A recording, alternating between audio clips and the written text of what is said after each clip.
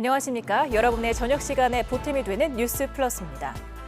티몬 위메프 사태와 관련해 정부와 여당이 일반 상품은 이번 주 안에 환불받도록 지원하고 이커머스 정산기한 도입과 판매 대금 별도 관리 의무화를 약속했습니다.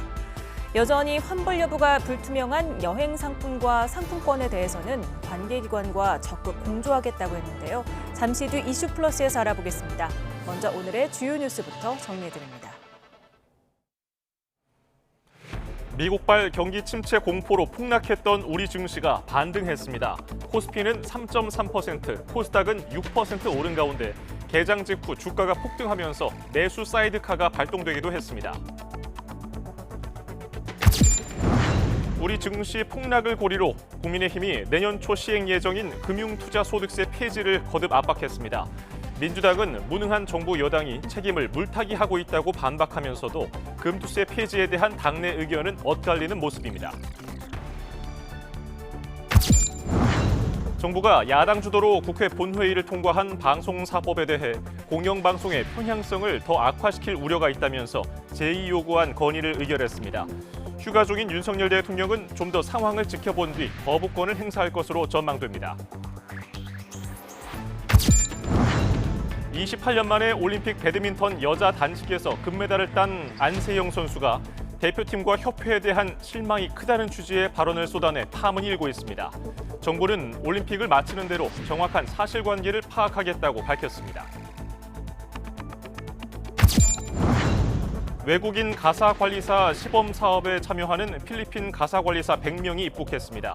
4주간 교육을 거쳐 다음 달 가정에 투입되는데 만만치 않은 비용과 모호한 직무 범위 등 논란도 적지 않습니다.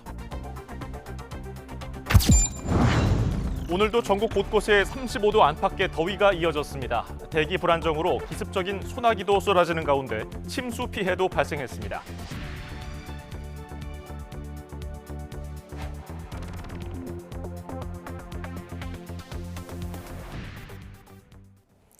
첫 소식입니다. 어제 최악의 폭락장에 휘청였던 우리 주식시장이 오늘은 폭등했습니다. 하루 만에 정반대의 장세가 나타나면서 매수 사이드카까지 발동됐습니다. 이형원 기자입니다. 역대 가장 큰 낙폭으로 최악의 하루를 보낸 다음 날 폭락장이 이어질까 긴급 회의에 나선 정부와 금융수장 모임은 곧 무색해졌습니다. 개장과 동시에 코스피, 코스닥 할 것 없이 가파르게 치솟은 겁니다. 5% 넘게 폭등하면서 거래 시작 6분 만에 매수 사이드카가 발동됐습니다. 하루 전 매도 사이드카와 정반대 조치로 매수 호가 효력이 5분 동안 정지됐습니다. 동반 매수 사이드카가 발동된 건 2020년 6월 이후 4년여 만입니다. 과열된 시장에 잠시 숨 돌릴 틈을 준 건데 코스피는 3%대, 코스닥은 6%대로 상승 마감했습니다. 이렇게 하루 만에 급반등한 건 밤새 나온 미국 서비스업 지표가 경기 확장을 가리켰기 때문입니다. 지난주 제조업과 고용 둔화 지표로 경기 침체 공포에 파랗게 질렸던 시장이 다소 안도한 겁니다. 이에 낙폭이 과도했던 우리 증시로 저가 매수세가 몰렸다는 분석이 나옵니다. 투자 심리 자체가 위축돼 있는 가운데 관련 악재성 재료가 나오면서 패닉셀이 나왔다라고 보죠. 경기 경착륙이라든지 이러한 우려가 일부 완화되면서 전반적으로 시장이 강세로 보인 게. 다만 전문가들은 시장 불확실성이 여전한 만큼 당분간 급등락을 오가며 주가 변동성이 커질 것으로 내다봤습니다. YTN 이영훈입니다. 오늘 우리 증시 급등은 어제의 공포감이 진정되면서 반발 매수세가 유입됐기 때문이라는 분석이 많습니다. 여기에 엔캐리 청산의 계기가 됐던 엔화 가치 상승이 멈추며 외국인 매도세가 잦아든 것도 영향을 미친 것으로 보입니다. 류환홍 기자입니다. 새벽 끝난 미국 증시와 달리 우리 증시는 검은 월요일 하루 만에 반등하는 데 성공했습니다. 1조 5천억 원 이상 투매를 했던 외국인이 코스피 시장에서 1천억 순매도, 코스닥 시장에선 3천억 순매수를 하며 신중한 모습을 나타냈습니다. 여기에 코스피 시장에서 개인이, 코스닥 시장에서 기관이 순매수를 하며 지수 상승에 힘을 보탰습니다. 특히 141원까지 내려갔던 엔달러 환율이 145원 근처까지 상승하며 엔화와 같이 강세가 주춤한 점도 외국인 매도세를 진정시키는 데 도움을 줬습니다.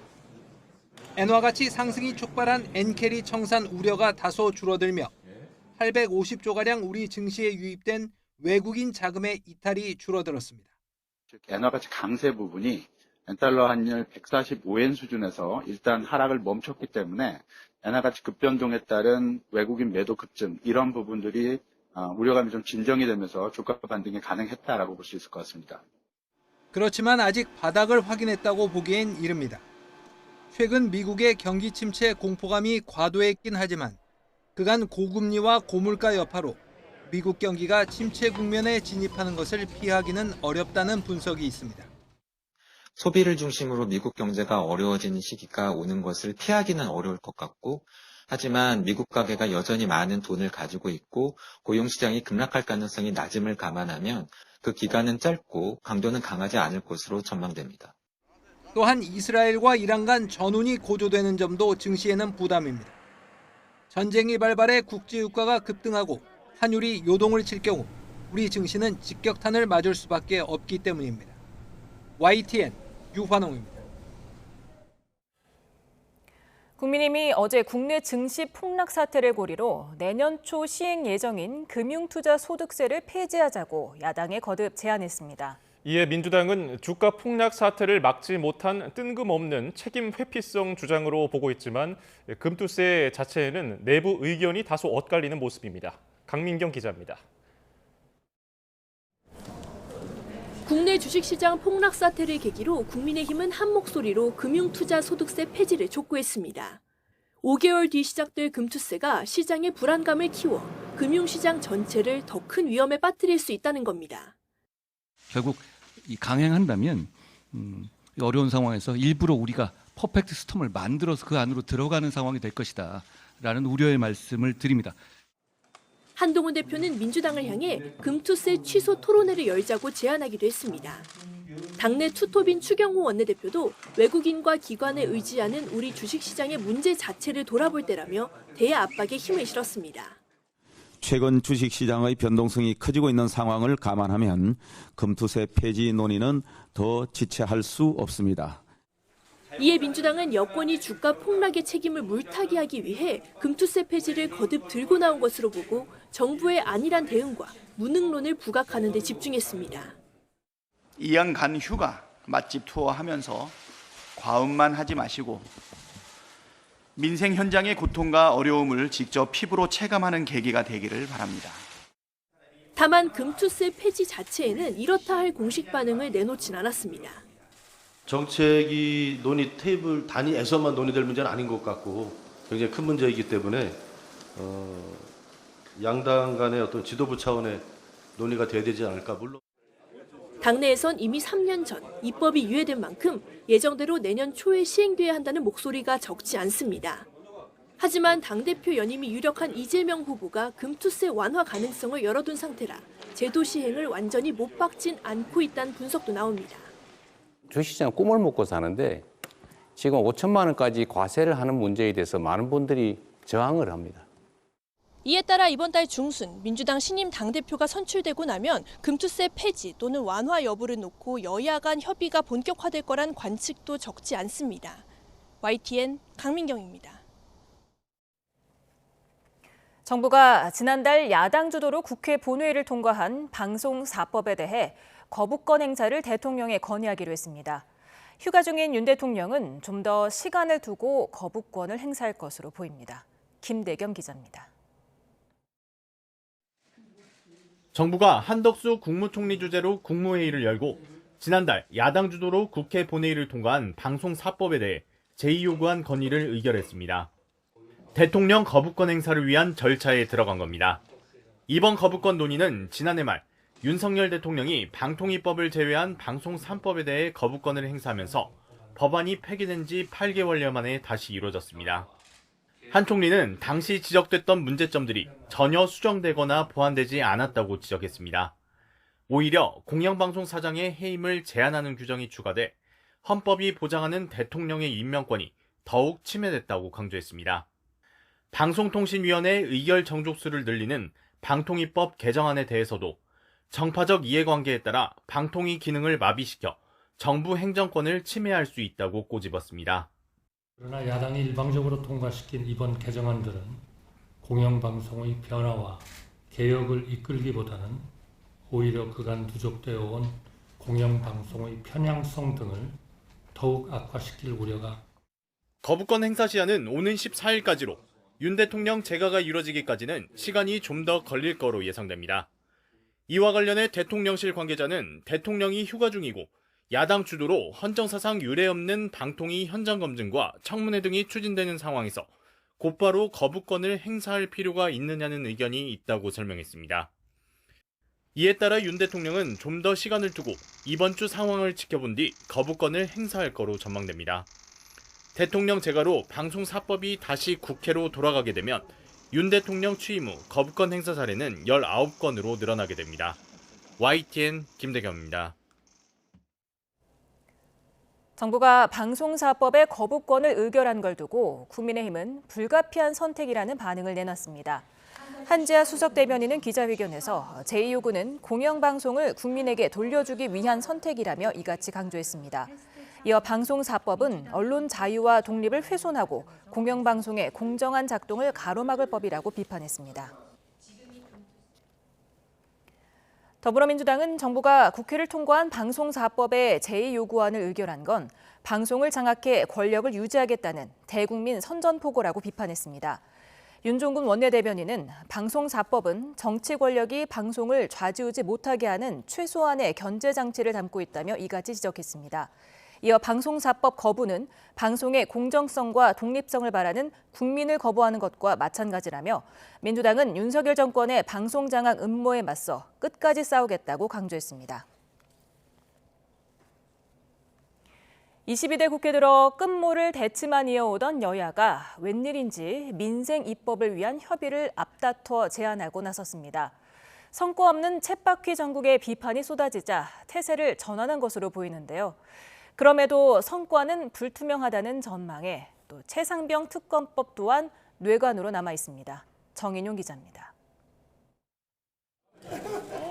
국민의힘은 남은 8월 임시국회 회기 중에는 정쟁 법안이 아닌 민생 입법부터 다루자고 거듭 제안했습니다.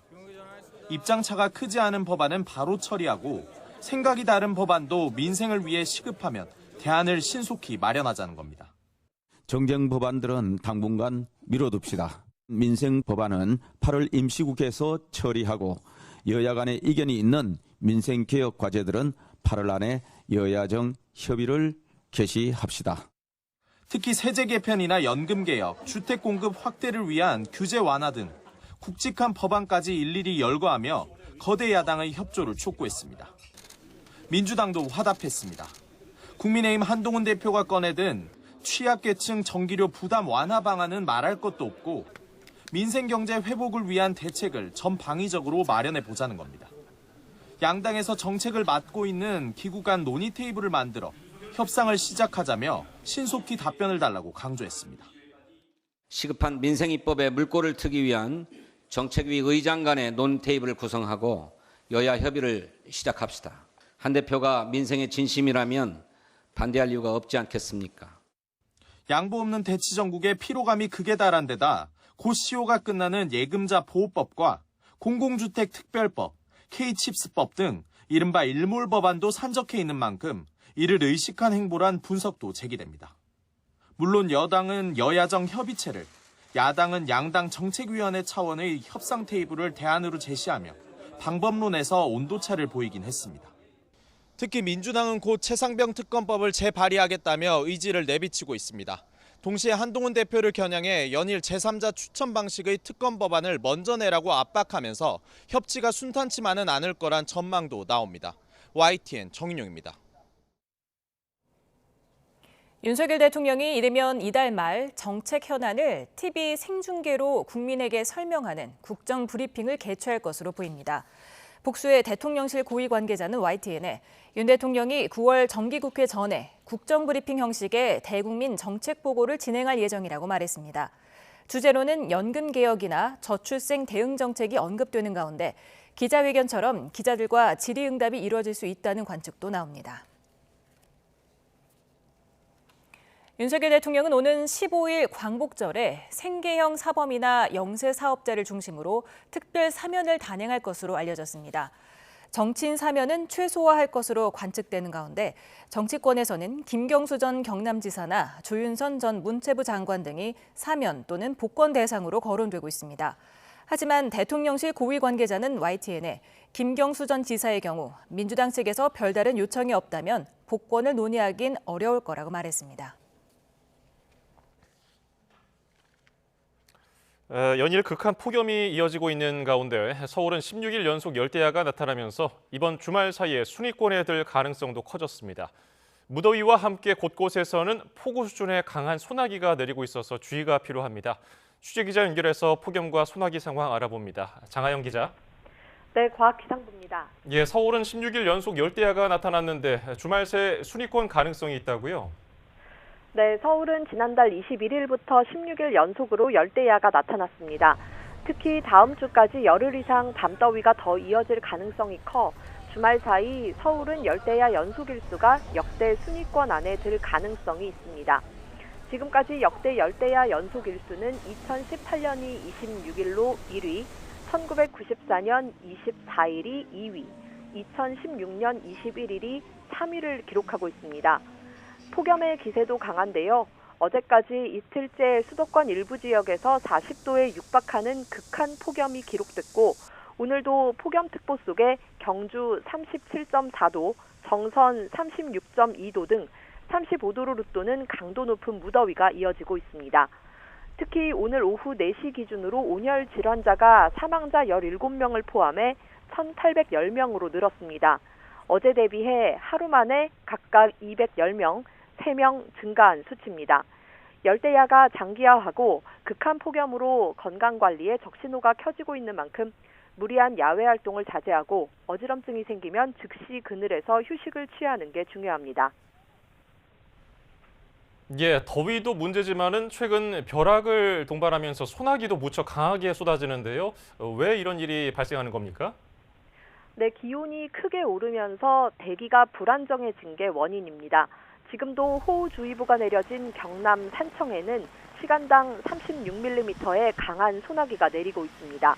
어제 오후에는 전남 무안에서 시간당 102mm의 물폭탄급 강한 소나기가 쏟아졌는데요. 기온이 높아지면서 대기 불안정 강도가 세진 데다 북서쪽의 건조 공기와 남쪽 습한 공기 사이에서 성질이 다른 두 공기가 충돌해 매우 강력한 호우 구름이 만들어지고 있습니다. 오늘도 전국적으로 최고 60mm의 소나기가 예상됩니다. 특히 강원도와 남부를 중심으로는 시간당 20에서 50mm의 강한 소나기가 집중되겠습니다. 소나기의 특징이 좁은 지역에 매우 강하게 쏟아지는 건데요. 휴가철 계곡과 강가 고립 등 인명사고가 우려되는 만큼 비가 쏟아지기 시작하면 즉시 철수하는 등 각별한 주의가 필요합니다. 지금까지 과학기상부에서 YTN 장하영입니다. 한덕수 국무총리는 폭염의 위세가 수그러질 때까지 정부는 국민의 생명보다 더 중요한 건 없다는 생각으로 피해 최소화를 위해 총력 대응하겠다고 강조했습니다. 한 총리는 오늘 SNS에 전에 경험하지 못한 이상기후가 일상화하고 있다며 이같이 밝혔습니다. 이어서 태풍과 폭우가 우리 삶을 쓸어갈 수 있는 것처럼 더위도 어느 선을 넘으면 사람의 생명을 앗아갈 수 있는 재난이 된다며 스스로 조심해야 피해를 예방할 수 있다고 말했습니다. 외국인 가사관리사 시범 사업에 참여하는 필리핀 가사관리사 100명이 오늘 한국 땅을 밟았습니다. 이들은 앞으로 4주 동안 교육을 거쳐서 다음 달에 신청 과정에 투입될 예정인데 비용 문제, 모호한 직무 범위까지 논란도 적지 않습니다. 차정윤 기자입니다. 필리핀을 상징하는 파란색 옷을 입은 여성들이 인천국제공항 입국장에 들어섭니다. 취재진을 보고 반갑게 손흔 드는 이들은 서울시와 정부가 돌봄 공백 완화를 위해 추진한 외국인 가사관리사, 필리핀 여성 100명입니다. 필리핀 정부가 인증한 돌봄 노동자 자격증을 따고 한국어 공부도 하며 입국을 준비했습니다. 한국에 있을 때 처음 들었을 때 많이 놀랐습니다. 부러워했다. 한국 문화를 즐기고 한국 친구를 많이 사귀고 싶습니다. 고용 허가자로 입국한 이른바 필리핀 이모들은 앞으로 4주 동안 직무 교육을 거쳐 다음 달 각 가정에서 돌봄 업무와 아이 옷 입히기, 목욕과 같이 아이와 관련된 집안일을 돕게 됩니다. 문제는 만만치 않은 비용입니다. 우리나라 사람과 똑같이 최저임금을 적용해 하루 4시간 기준 한 달에 119만 원, 8시간으로 계약하면 238만 원을 받게 됩니다. 홍콩이나 싱가포르에서 같은 일을 할 때 받는 급여보다 최고 배 이상 많이 받게 되는 건데 정작 우리나라 서민 가정에는 부담되는 금액이라는 지적입니다. 직무 범위와 관련해 갈등이 생길 소지도 있습니다. 한국 부모들은 돌봄과 함께 집안 청소와 빨래 같은 일반적인 가사 관련 일도 도와주길 기대하지만 필리핀 정부는 이들의 역할이 돌봄에 한정돼 있다며 선을 긋고 있습니다. 그래도 민간업체에 소속된 한국인 이모님보다는 20%가량 저렴하고 영어가 능통하다는 장점에 경쟁률 4대2를 돌파하며 신청자가 몰리고 있어 각종 논란을 딛고 순항할 수 있을지 주목됩니다. YTN 차정은입니다.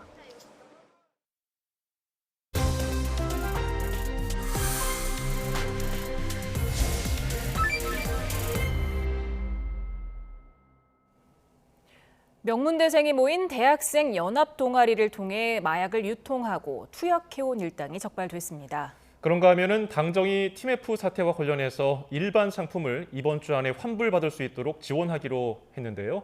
하지만은 여행 상품과 상품권은 책임 소재를 두고 법리 검토가 필요한 상황이라고 합니다. 관련 내용을 이경미 변호사와 짚어봅니다. 어서 오세요. 안녕하세요. 네, 서울대 학생도 있고 카이스트 대학원생도 있는 연합 동아리. 지금 300여 명이 가입한 전국 2위 규모의 동아리였다고 하는데 여기서 지금 마약 유통 그리고 투약 사실이 밝혀지면서 충격을 주고 있습니다. 네, 맞습니다. 일단은 그 대학 동아리 회장부터가 명문대학 출신에 그리고 이제 명문대학교의 대학원에 지금 재학을 하고 있었거든요. 그런 상태에서 대량의 어쨌든 이런 마약을 판매를 하는 그런 행동을 했었는데 이 회원들 수도 이제 300명이 이를 정도로 이제 대규모였고요. 그리고 그 안에서도 이 명문대 학생들이 같이 여기에 이제 그 마약을 하기도 하고 아니면 풀파티를 즐기면서도 이제 그때 이제 파티에서도 마약을 또 제공을 하기도 하고 근데 이제 그때 가담을 했던 사람들조차도 어쨌든 의대라든지 약대라든지 이런 부분에 대해서 이제 재입학 준비도 했던 그런 명문대생도 있었고요. 심지어는 로스쿨을 준비하는 이제 학생도 있었다라고 하거든요. 그래서 이런 부분들을 봤을 때 마약이 정말로 이제 대학생까지 이제 대학교까지 이제 이렇게 침투할 정도로 좀 그렇게 이제 연령도 낮아지고 이렇게 광범위하게 이렇게 좀 파고드는 그런 모양새를 좀 취하고 있다라고 보면 될 것 같습니다. 예. 초기에는 친목 동아리에서 소수가 마약을 하던 수준이었다면은 나중에 보니까 거의 범죄 조직 수준으로 규모가 좀 커지고 그 수법도 좀 달라진 것 같은데 어떤 방법을 썼던 겁니까? 네, 이게 보면은 정말 조직적으로 움직였다는 게 보이는 게 일단은 그 총체 그러니까 처음에 이제 대학 동아리 회장이 이 부분에 대해서 가상화폐를 지급을 하고 마약을 던지기 수법으로 이제 받았습니다. 예. 마약을 받고 나서 이 동아리에 또 임원들이 있었거든요. 그 동아리 임원들에게는 다회 이렇게 투약을 할 수 있는 마약을 제공을 하면서 이 동아리 회장과 동아리 임원들이 이제 돈을 분담을 해서 공동 구매를 했었습니다. 예. 마약을 공동 구매를 한 이후에 나머지 동아리 회원들한테는 웃돈을 받고 마약을 이래 이렇게 제공을 하는 식으로 했었거든요. 그래서 이 동아리 회원들은 점점 그 마약을 접하면서 이 중독의 수익이 높아지니까 어쩔 수 없이 돈을 더 이제 지급을 하고 이렇게 마약을 구매를 하는 걸로 이제 넘어갔고 동아리 회장은 결국은 이런 부분들을 통해 가지고 수익 사업을 하는 정도를 이르러 가지고 작년 한 해 동안 이제 벌어들인 수익이 1,200만 원에 이른다고 하거든요. 예. 사실 그 부분도 이제 드러난 부분을 통해서 이제 벌어들인 수익이라서 뒤에 이제 감춰진 현금을 통해서 이제 수익을 벌어들였다는 걸 보면은 더욱 더 많았을 거로 추정이 됩니다. 처음부터 마약을 하기 위해서 이 동아리에 가입한 건 아닐 텐데요. 어떻게 해서 유인을 했습니까? 일단은 그 호텔이라든지 아니면 뭔가 이렇게 좀 일반인들이 가기 쉽지 않은 곳, 특히나 이제 대학생들 같은 경우는 더욱더 이제 공부를 하는데 전념을 하기 때문에 이런 부분들에 있어서 뭔가 유흥을 할 수 있는 그런 부분들에 대해서 좀 무료라든지 아니면 저렴하게 이렇게 좀 회원들을 모집을 했던 것 같거든요. 그러면서 이제 그런 부분들에 대해서 이제 쉽게 접할 수 있는 그런 구조가 되다 보니까 이런 파티에도 이제 자연스럽게 어울리게 됐고, 근데 그 파티에 어울리는 과정에서 뭔가 이렇게 좀 처음에는 중독성이 약한 이제 대마부터 시작해서 이제 마약을 제공을 했고요. 근데 그 수위가 점점 이제 필로폰까지 이제 높아질 정도로 좀 중독성이 높아지는 그런 마약을 접할 수 있는 상태까지 이르게 되면서 조금 마약이 더 심각해진 것 같습니다. 예. 지금 검찰은 대학생 14명을 이미 적발을 했고요. 이미 구속한 동아리 회장 추가 기소했습니다. 범인 가담 정도에 따라서 5명이 이제 재판에 넘겼는데 구체적으로 법적인 조치가 어떻게 진행되는 겁니까? 일단은 뭐 마약을 판매를 하고 이렇게 유통을 한 부분에 대한 제명이 하나가 추가가 되고요. 예. 그리고 투약을 했던 부분도 이제 하나의 처벌의 대상이 됩니다. 그리고 나머지 이제 그 단순 이제 뭐 투약을 했던 사람들에 대해서는 기소유예라고 해서 한번 이제 선처를 해주는 그 조건이 이제 붙어서 이제 종결이 됐는데, 나머지 지금 가담의 정도가 심했던 이제 6명에 대해서는 이 부분에 대해서 이제 중독성이라든지 아니면 투약 횟수에 따라서 그리고 가담 정도에 따라서 처벌의 수위가 좀 높아질 것 같고요. 예. 뭐 실제로 이제 뭐 이 총책 같은 이 대학 동아리 회장 같은 경우에는 실형까지도 좀 예상이 될 정도로 좀 강하게 처벌이 될 것 같습니다. 강하게. 로스쿨 지망생도 있다고 들었는데 로스쿨을 가려고 한다면 누구보다 법을 더 잘 알아야 하고 또 법을 잘 지켜야 되는 학생들 아니겠습니까?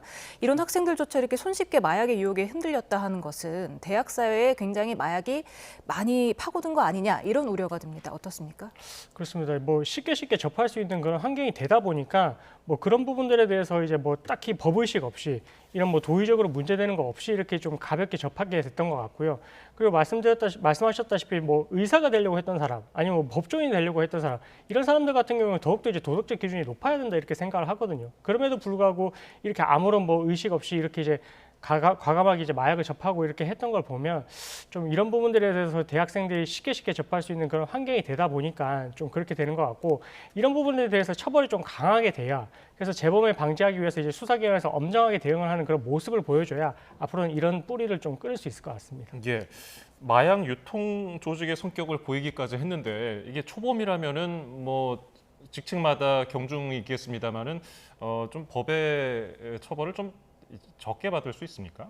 맞습니다. 이제 뭐 아까 제가 기소유예 받은 이제 학생들도 있다라고 했는데 예. 그 정도는 사실은 이제 재판부나 아니면 뭐 검찰에서도 한번 선처를 해줄 정도가 되고요.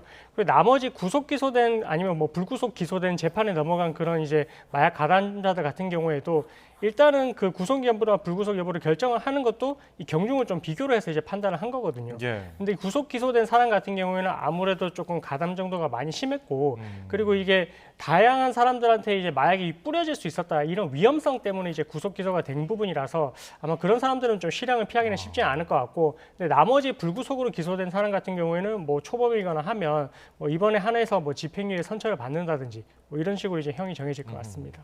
네, 다음 주제로 넘어가 보겠습니다. 티몬 위메프 판매 대금 정산 지연 사태를 수사 중인 검찰이 압수수색을 총 3차례 진행을 했습니다. 현재 상황 전해주시죠. 네, 압수수색을 했다는 말이 이제 강제 수사에 돌입을 했다라는 말입니다. 그 영장이나 이제 보게 되면 거기 이제 어떤 혐의로 이렇게 압수수색을 하는지 이 부분이 적혀 있는데, 일단은 뭐 사기에 대해서는 1조 원대의 지금 사기 혐의로 보고 있고요. 그리고 나머지 횡령이나 배임과 관련해서는 400억대로 지금 보고 있는 상황입니다. 사기로 이제 보고 있는 이유는 애초에 지금 TMF에서 이 대금을 지급할 의사나 능력이 없었음에도 계속해서 이렇게 거래를 이제 이어간 부분에 대해서 사기가 아니냐 이렇게 보고 있는 부분이고요. 횡령 배임과 같은 경우에는 판매를 하고 나서 판매 자금을 받았을 때 이 부분에 대해서는 판매자들에게 정산을 해줬어야 됩니다. 근데 그 정산을 하지 않고 이 돈을 다른 방법으로 이용을 해서, 그러니까 예를 들어서 지금 이 모기업이 큐텐이라는 곳인데 큐텐 익스프레스라고 해서 외국에서 이제 미국의 나스닥에 이제 상장을 시키려고 했었습니다. 이런 식으로 M&A 자금으로 판매 자금을 썼다라고 하면 이거는 이제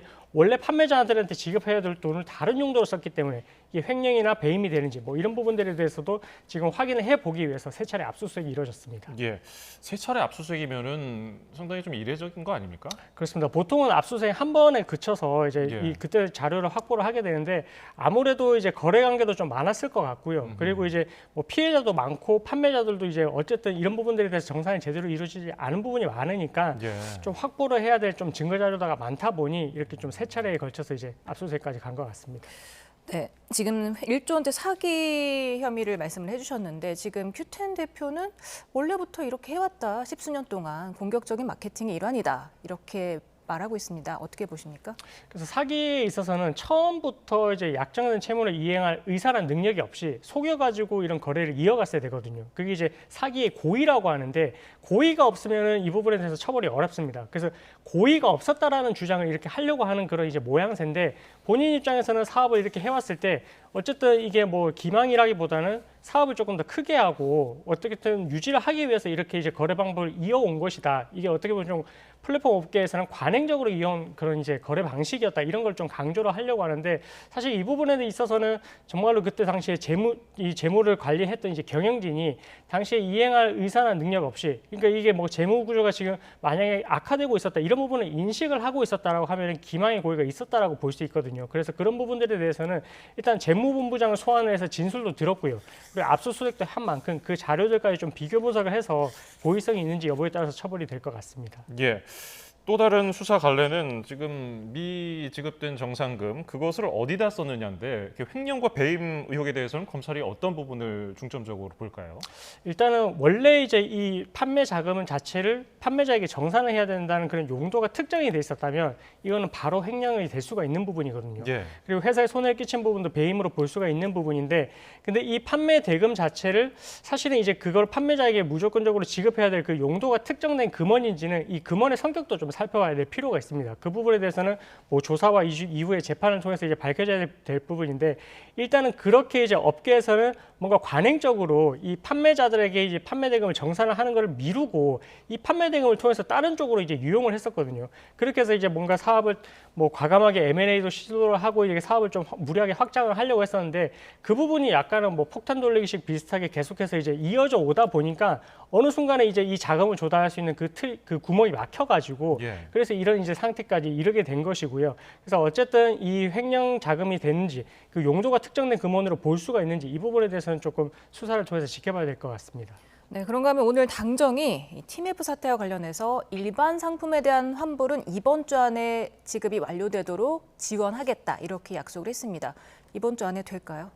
이게 이제 여신전문금융업법에 따르게 되면 이 결제대행 업체 같은 경우에 만약에 카드 이용을 했던 사람이 취소를 하게 되면 물품이 이행되지 않았을 때, 그러니까 이제 물품이 배송이 된다든지 아니면 서비스 업계 같은 경우에는 서비스가 이행되지 않았으면 취소를 할 수가 있습니다. 그래서 취소를 했을 때는 당연히 환불 절차가 이제 진행돼야 되는 게 맞는데, 그래서 일반 상품 같은 경우는 일단 이렇게 이제 취소를 하게 되면 제가 봤을 때는 뭐 이번 주 내에 뭐 빠르면은 뭐 다음 주까지도 이제 뭐 환불 절차가 진행이 될 것 같고요. 하지만 남아 있는 문제는 뭐 뒤에 말씀을 드리겠지만 여행 상품이라든지 상품권 같은 경우에는 그 성격이 조금 다른 부분이 있거든요. 뭐 여행 상품 같은 경우에는 일단은 뭐 우리가 여행을 가기 전이라도 어느 순간 시점에 이르러서는 이 여행이 확정이 됐다. 그래서 이제 이후부터는 여행을 가야 되는 뭐 숙박이라든지 아니면 항공권이라든지 이런 부분이 다 정리가 되기 때문에 이거는 이행한 걸로 봐서 그 뒤에 환불 절차는 이제 결제대행 업체에서 책임이 없는 게 아니냐. 이렇게 이제 조금 의문이 있을 수 있는 부분이고요. 상품권과 같은 경우에도 상품권이 우리가 전자 상품권을 이제 구매를 하게 되면 핀 번호라는 게 제공이 됩니다. 만약에 핀 번호가 제공이 돼서 소비자가 이제 받아보게 되면 이건 어느 순간이든 본인이 사용할 수 있는 그런 환경적 상태에 놓이기 때문에 이것 또한 어떻게 보면 물품의 공급이 이행된 거 아니냐 뭐 이렇게 볼 수가 있어가지고 조금 이 부분에 대해서는 좀 법리적으로 이행이 됐는지 여부에 따라서 누가 환불을 해야 되는지 뭐 이런 부분이 조금 논의가 이루어져야 될 것 같고요. 대신 이런 걸 제외하고 일반 상품에 대해서는 만약에 배송이 되지 않았거나 뭐 준비 중에 있었던 상태라면 이런 부분에 대해서는 뭐 주중에 뭐 결제 취소가 이루어진 부분에 대해서 환불이 될 것 같습니다. 예. 이러다 보니까 이제 TMF 피해 판매자들도 공동 대응을 위해서 비대위를 꾸렸어요. 정부가 미지급 대금을 대신 정산을 해주고 나중에 구영배 대표 측에 구상권을 청구해라 이렇게 강조를 했는데 이럴 가능성은 어느 정도 있습니까?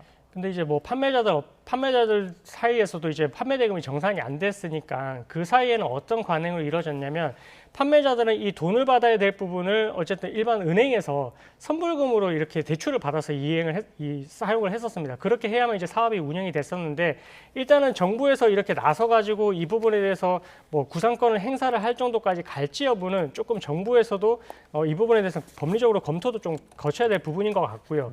그리고 나머지 어쨌든 선불금 대출을 받았던 부분에 있어서는 일단 정부에서는 뭐 그런 금융당국에서는 조금 이 대출금 지양 기한을 뭐 유예를 한다든지 뭔가 이제 이율이 발생하는 부분에 있어서도 조금은 뭐 혜택을 좀 줄 수 있는 쪽으로 진행을 하라 이렇게는 좀 이행을 할 수가 있어가지고 그걸 넘어서 가지고 먼저 정부에서 이행을 해주고 그다음에 정부가 이제 Q10에 대해서 이제 구상권을 행사할 수 있는지 이 부분에 대해서는 조금 검토가 이루어져야 될 부분인 것 같습니다. 아까 말씀하신 여행 상품과 그리고 상품권은 여전히 환불 여부가 좀 불투명한 상태인데 이에 대해서 상품권 문제를 원천 방지하기 위해 선불 충전금도 100% 별도 관리하겠다. 이렇게 당정 협의에서 이런 얘기가 나왔거든요. 이건 어떻게 대안이 될 수 있겠습니까? 일단은 뭐 지금 이런 사태가 벌어지게 된 부분에 대해서는 그동안에 이제 뭐 이커머스 이런 쪽에 있어서는 사실은 정부에서 강하게 규제를 했던 부분이 없습니다. 그리고 재무 구조가 어떤지 여부에 대해서 사실 면밀하게 확인을 하지 않았던 부분도 있고요. 그리고 이런 상품권을 발행을 하고 이렇게 뭐 환불이 되는 부분에 있어서도 어느 부분까지 거래가 이행됐는지 이 부분에 대해서도 좀 명확하지 않은 부분이 있었거든요. 그래서 이번 사태가 터지면서 이렇게 이제 문제가 되는 부분들에 대해서 좀 개념 정립이라든지 아니면 뭐 앞으로의 피해 구제 방안이라든지 이런 부분에 대해서는 기준이 마련이 돼야 될 필요가 있는 것 같고요.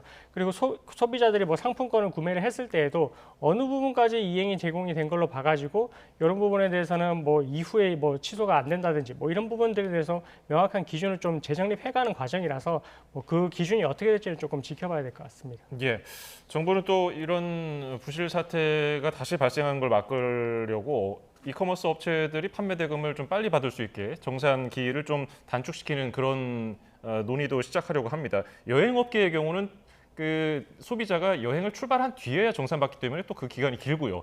이런 정산 기한 단축으로 문제가 좀 해결될 수 있을까요? 일단은 그 부분은 정말로 좀 중요한 부분인 것 같습니다. 그동안 이제 물건은 팔았는데 뭐 여행을 이제 보냈는데 그 판매 대금이 들어오지 않게 되면 사실은 판매자들 입장에서는 보통 이제 6만 명 정도가 된다고 하거든요. 이 팀F에 들어와 있는 뭐 판매자들은 6만 명인데 이 6만 명이 계속해서 이제 좀 영세한 사업자들인데 그 판매 대금이 들어오지 않으면 사실은 이제 대출을 받아서 무리하게 계속해서 사업을 할 수밖에 없었던 그런 구조에 있었고 그 자금이 이제 돌지 않다 보니까 이렇게 이제 판매자들까지도 이제 도산을 걱정해야 되는 그런 이제 재무 구조가 악화되는 상황까지 이르게 됐거든요. 그렇기 때문에 이렇게 이제 판매 대금이 빠르게 좀 정산이 되는 그 구조를 좀 법적으로 강제를 해서 어느 시점을 넘기지 말 것을 이렇게 강제를 하고 만약 이걸 넘어섰을 때는 뭐 추가적으로 제재를 한다든지 아니면 뭐 과징금을 부과를 한다든지 이런 법적인 절차는 좀 마련을 해가지고 그렇게 해야만 이 판매자들도 계속해서 이제 사업을 영위를 할 수가 있고 보호를 받을 수 있는 그런 시스템이 될 수 있을 것 같습니다. 정산 기한도 단축하기로 했고 또 판매 대금도 따로 관리하는 걸 의무화하기로 했다 이렇게 말했습니다. 어떻습니까? 그 판매 자금을 같은 경우에도 이제 사실은 이제 그걸 다른 용도로 이제 유용을 하는 부분이 있었어 가지고 그래서 이제 또 악화가 된 부분도 있다라고 이제 보고 있기 때문에 이 판매 자금에 대해서도 그 판매 자금의 성격 자체는 딱 판매자들에게 정산을 하는 쪽으로만 좀 사용이 되도록 그렇게 기준을 마련을 해서 이걸 벗어났을 때는 뭐 법적으로 뭐 횡령으로 처벌을 한다든지 이렇게 좀 잣대를 마련해야 될 필요가 있을 것 같습니다. 예, 다음 주제도 살펴보겠습니다. 지난주에 서울에서 열린 토트넘 경기 출전을 위해서 이제 한국의 손흥민 선수가 왔는데 그런데 손흥민 선수가 경기 이후에 강남의 한 클럽을 방문했다는 루머를 누군가가 퍼뜨려가지고 이게 논란이 되고 있습니다. 소속사도 대응에 나섰더라고요. 네, 맞습니다. 한 클럽의 MD가 올린 그 SNS의 글이었는데 그 내용을 간단히 말씀드리면 이 손흥민 선수가 주급이 3억 3천인데 그때 당시에 와서 미넨 선수들의 이 어쨌든 술값을 뭐 클럽에 와서 계산을 해줬다. 그때 이제 3천만 원이었다라고 하면서 그렇게 이제 봤을 때는 일반 직장인이 뭐 월급을 300만 원 번다라고 치면 뭐 6만 원 정도의 밥값을 계산을 하고 간 것이다. 뭐 이런 식으로 이제 표현을 하면서 뭔가 이제 좀 SNS에 이제 공격적으로 좀 마케팅 비슷하게 했었던 것 같습니다. 근데 이 부분에 대해서 이제 글이 올라가고 나서 이 손흥민 소속사 측에서는 이건 정말로 이제 손흥민 선수 같은 경우는 공인의 지위에 있고 아무래도 그런 지위에 있다 보니까 훨씬 더 좀 엄격하고 절제된 생활을 하고 있는 사람인데 클럽이라는 말이 무엇이며 어쨌든 나가서 또 이제 뭐 술값을 또 계산을 했다라고 하니까 손흥민 선수의 명예나 이런 부분에 있어서는 정말 실추되는 그런 내용들이었거든요. 그래서 이런 부분들에 대해서는 자시하지 않고 법적으로 좀 강하게 대응을 하겠다 이렇게 입장을 밝힌 상황입니다. 네, 그랬더니 이 직원이 손흥민이 아니라 자신이 아는 김흥민 이야기였다라면서 말을 바꿨습니다. 네. 그렇죠. 웃기는 말인데요. 사실 이제 뭐 손흥민 선수가 누군지 그다음에 이제 뭐 주급이 뭐 어떤지 이런 표현을 했다라는 걸 보면 당연히 이거는 손흥민 선수를 지칭하는 걸로 충분히 해석이 될 것 같거든요. 그래서 뭐 김흥민에 대한 뭐 이야기였다 이렇게 하는 부분들은 사실 정말로 이제 뭐 납득이 안 되는 그런 변명이고 뭐 이런 부분들에 있어서는 정말 오히려 또 이제 죄질이 또 더 안 좋다라고 봐가지고 수사기관에서 뭐 처벌을 할 때는 뭐 이런 부분까지 좀 가중 처벌할 수 있는 그런 사유도 될 것 같습니다. 이 부분이 처벌 대상이 되면 허위사실 유포, 명예훼손 이런 것들이 처벌이 된다면 어느 정도 처벌 수위가 예상됩니까? 일단은 보통은 이제 뭐 이렇게 올렸을 때는 뭐 벌금형 정도로 이제 끝이 나긴 하는데 근데 사실 이제 뭐 손흥민 선수를 비롯해서 누구나 볼 수 있는 그런 이제 SNS 공간에 이런 내용의 글을 올렸고 사실 이런 부분들이 또 커뮤니티를 통해서 이제 많이 또 오르락내리락 했거든요. 그렇기 때문에 조금 처벌 수위가 높아질 것 같고요. 뭐 그렇다고 하더라도 뭐 구속까지는 가지는 않을 것 같지만 그래도 벌금의 수위를 넘어서서 뭐 집행유예 정도의 처벌까지는 예상을 할 수 있을 것 같습니다. 예, 최근 이슈가 되는 내용들 이경민 변호사와 짚어봤습니다. 고맙습니다. 감사합니다. 감사합니다.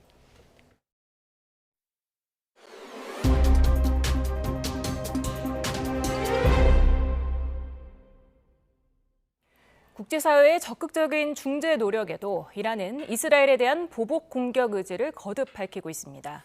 이스라엘도 선제 공격까지 운운하고 있어 이제 그 시점에 국제사회의 이목이 쏠리고 있습니다. 권영희 기자입니다.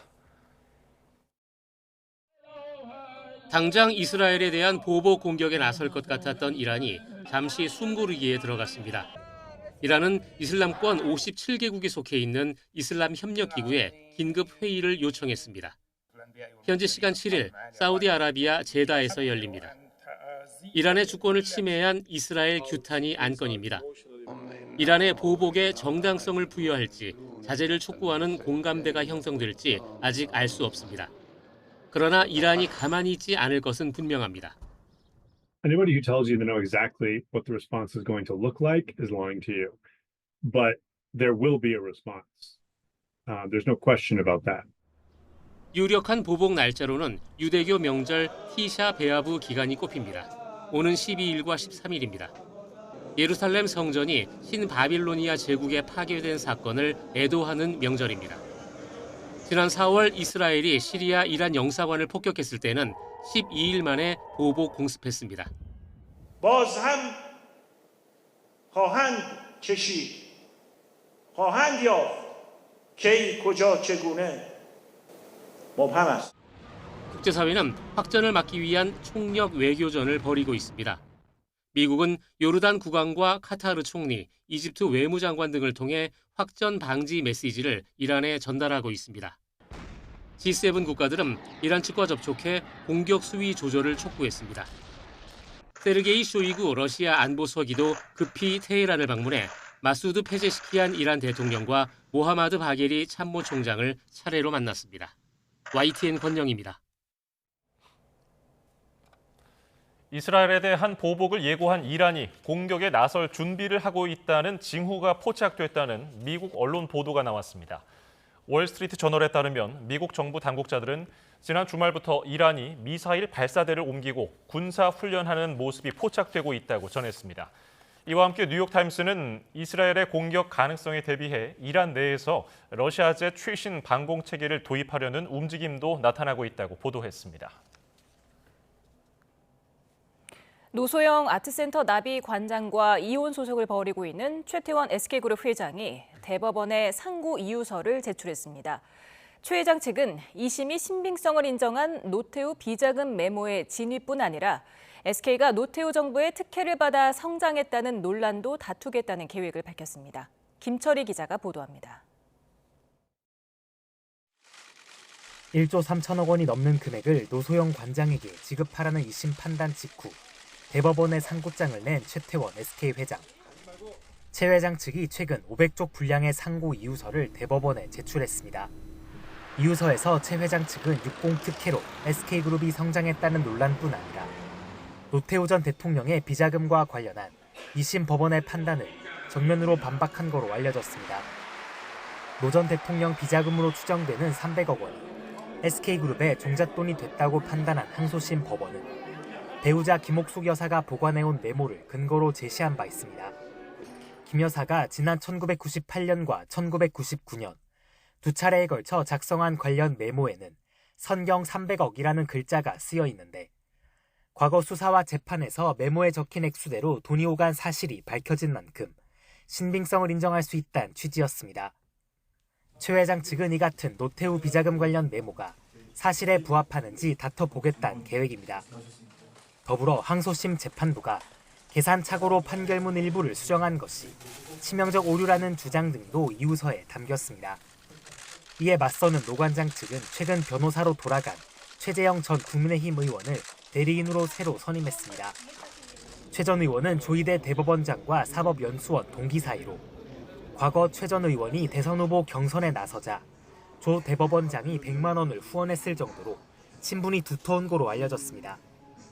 현재 두 사람의 이혼 소송은 특별 3부에 임시로 배당된 상태입니다. 대법원은 상고 유서가 접수된 만큼 조만간 정식 재판부를 결정할 거로 보입니다. YTN 김철입니다. 지난 1일 인천 청라동 아파트 지하주차장에서 발생한 벤츠 전기차 화재로 경각심이 높아진 가운데 수리를 위해 탁송 차량에 싣고 가던 전기차에서도 불이 났습니다. 전기차뿐 아니라 탁송차 적재함까지 불탔는데 소방당국은 배터리 부위에서 발화한 것으로 보고 있습니다. 권민석 기자의 보도입니다. 기아 레이 전기차가 탁송 차량에 실려 옮겨집니다. 지하차도에 진입하는 순간 뒷차가 다급히 상향등을 켜며 경고를 보냅니다. 갑자기 차량 밑바닥부터 불꽃이 점점 커지고 곧이어 비어있는 운전석과 조수석으로 맹렬한 불길이 치솟습니다. 차량 수리를 위해 싣고 가던 전기차에서 불이 난 건 지난 6월 30일 오후 5시 20분쯤. 탁송기사 A씨는 황급히 차량을 갓길에 세우고 소화기로 진압을 시도했지만 역부족이었습니다. 차를 끄집어 내리려고 올라타려고 했는데 차 양쪽 바닥에서 이제 불이 문 쪽으로 막 올라오니까 못하겠더라고요. 탁송차까지 모조리 불탈 수 있었던 위험천만한 상황. A씨는 전기차가 실린 적재함을 재빨리 내려 화재가 커지는 걸 막았습니다. 출동한 소방대원들은 불이 완전히 꺼질 때까지 3시간 동안 물을 퍼부어야 했습니다. 전소된 전기차는 2014년식으로 시동만 걸리고 움직이지 않아 수리를 맡겨둔 상태였습니다.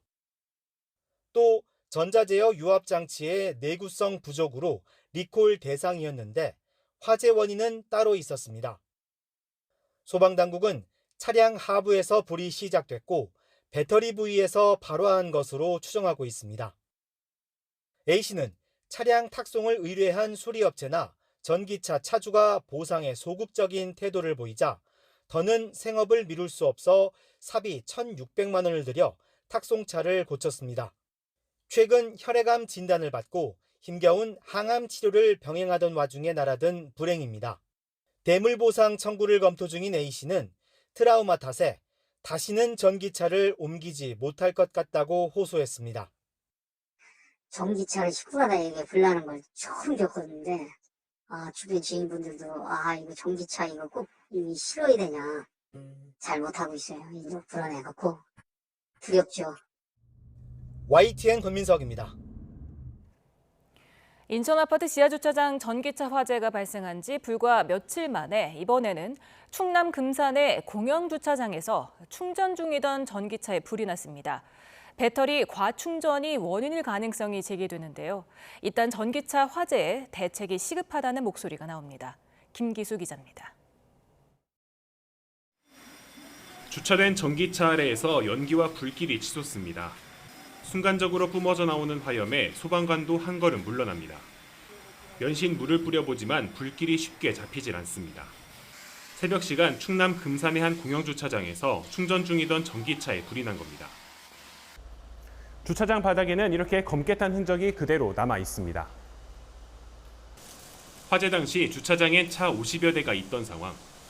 게다가 주차장 내부가 연기로 가득 차면서 대형 사고로 이어지진 않을까 당시 주차관리원은 마음 졸였다고 말합니다. 그 연기만 봤을 때에는 진짜 큰 사고로 일어날 수 있겠구나 약간 그런 좀 마음을 갖고 있었었죠. 좀 약간 두려움 이런 것이 있었던 것 같아요. 소방대원들은 불이 옆 차량으로 번지지 않도록 전기차를 밖으로 끌어냈습니다. 이후 공기를 완전히 차단하는 질식 수화포를 이용해 3시간 만에 불길을 완전히 잡아 추가 피해는 없었습니다. 소방당국은 과충전을 화재 원인으로 보고 있습니다. 화재 조사반 직원이 충전기를 제거를 했었던 상황입니다. 그래서 현재까지 저희들 화재 원인으로 추정을 하고 있는 것은 배터리 과충전이 아닐까. 앞서 지난 1일엔 인천의 한 아파트에서 전기차 한 대에서 난 불로 차 100여 대가 타고 수백 세대 단전 단수 피해로 이어졌습니다. 전문가들은 전기차 배터리가 리튬으로 구성돼 화재가 나면 열폭주를 일으켜 순식간에 큰 피해로 이어질 수 있다고 지적합니다. 열폭주 현상이라고 해서 아주 단시간에 1000도 이상의 고온으로 급격하게 달하게 되는 열폭주 현상 때문에 계속 가속화돼서 화재가 확산되는 문제가 좀 있어요. 또 되도록 지하에 있는 충전소 설치를 피하고 열폭주를 배터리 내에서 막을 수 있는 기술 개발을 통해 안정성을 높이는 게 필요하다고 조언합니다. YTN 김기수입니다. 아파트 단지에서 일본도로 이웃 주민을 살해한 혐의를 받는 30대 남성이 구속 상태로 검찰에 넘겨졌습니다.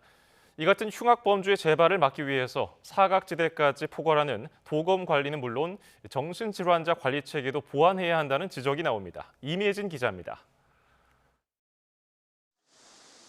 일본도를 휘둘러 같은 아파트에 사는 40대 주민을 살해한 30대 남성 백모 씨가 사건 발생 8일 만에 구속 상태로 검찰에 넘겨졌습니다.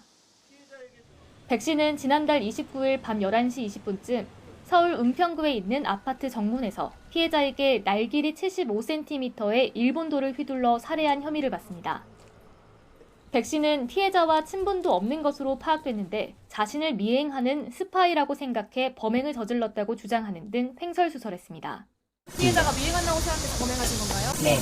마약 검사는 왜 거부하신 겁니까? 중국 스파이들 때문에 안 했습니다. 피해자에게 죄송한 마음 있습니까? 없습니다. 일본도를 왜 샀습니까? 중국 스파이를 처단하기 위해 샀습니다. 저는 멀쩡한 정신으로 하였습니다. 사건을 넘겨받은 검찰은 백 씨를 상대로 범행 경위 등을 구체적으로 조사할 것으로 보입니다.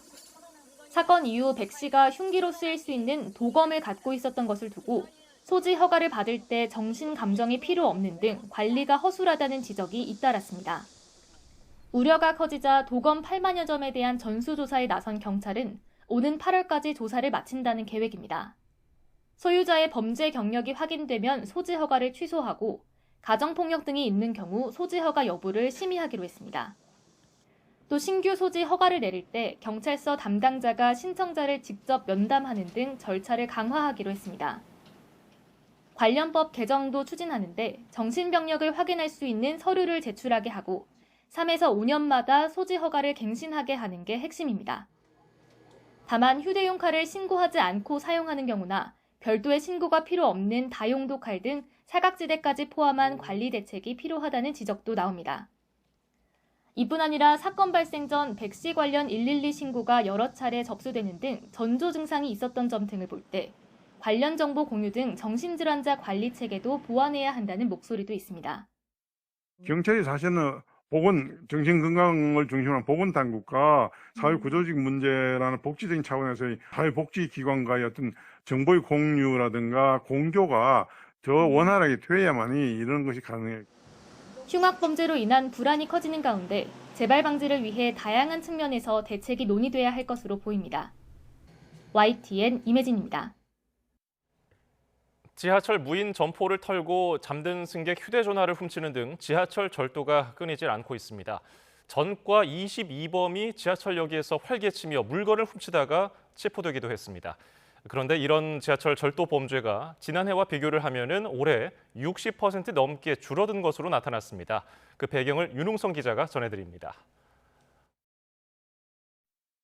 한 남성이 지하철 무인 점포로 다가오더니 판매하는 가방을 집어듭니다. 계산도 하지 않고 챙겨온 비닐봉투에 그대로 집어넣습니다. 가방을 담고 또 담더니 중간에 구운 달걀까지 챙깁니다.